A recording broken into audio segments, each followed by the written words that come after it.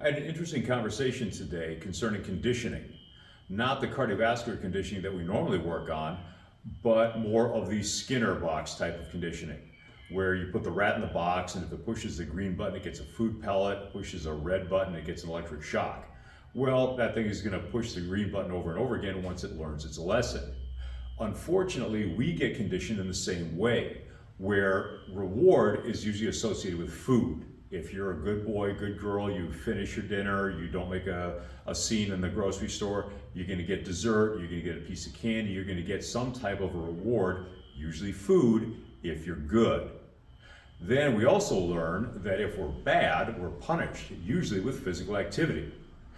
The basic training and the boot camp, even in sports and school, if you're misbehaving, if you're acting out, run a lap, push-ups, burpees, some type of physical activity as punishment.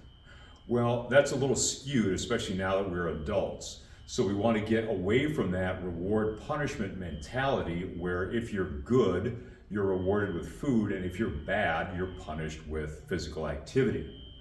The food is something that is providing us with our caloric intake, and that's a necessary part of our fitness and our health and well-being. So is the physical activity. That lap, that burpee, that extra bit of work is not punishment, it's benefit. So again, we're talking about conditioning. We have our cardiovascular conditioning, and then we are conditioning ourselves to get away from food as a reward and physical activity as a punishment.